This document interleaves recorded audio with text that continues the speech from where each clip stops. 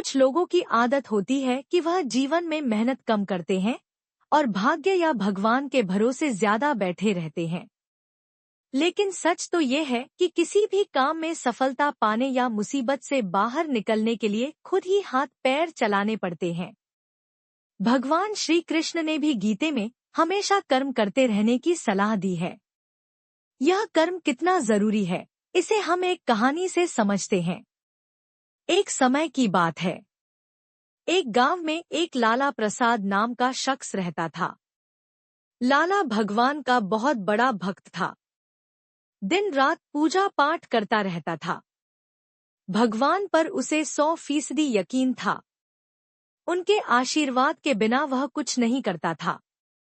एक दिन गांव में बाढ़ आ गई। ऐसे में लोग गांव खाली कर जाने लगे। लेकिन लाला प्रसाद नहीं गया। लाला ने सोचा कि मैं तो भगवान का परम भक्त हूँ, मुझे कुछ नहीं होगा, मैं ऐसे नहीं भागूंगा, मुझे तो सिर्फ भगवान ही बचाने आएंगे। बाढ़ का पानी धीरे धीरे बढ़ने लगा। गांव के कुछ लोगों ने उसे अपने साथ सुरक्षित जगह चलने का ऑफर दिया। लेकिन वह बोला कि नहीं, जब तक भगवान मुझे बचाने नहीं आते मैं कहीं नहीं जाऊंगा। अब बाढ़ का पानी गांव के सभी घरों में घुस गया। लाला प्रसाद के घर भी पानी आ गया।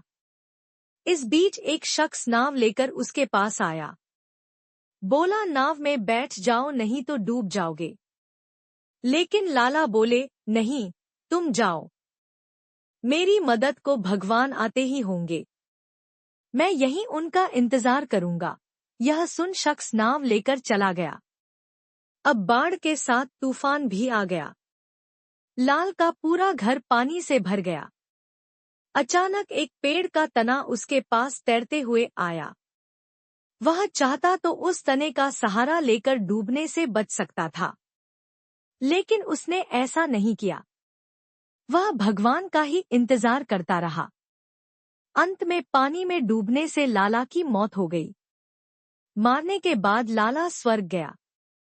वहां भगवान पर नाराज होते हुए पूछा, हे भगवान, मैंने आपकी सारी उम्र इतनी पूजा पाठ की, लेकिन आप मेरी जान बचाने भी नहीं आए, क्यों? इस पर भगवान बोले, मूर्ख, मैं कई बार तेरी जान बचाने आया था। पहले नाव लेकर मैं ही आया था पर तू नहीं आया। वह पेड़ का तना भी मैंने ही भेजा था, लेकिन तूने उसके सहारे बचने की मेहनत नहीं की।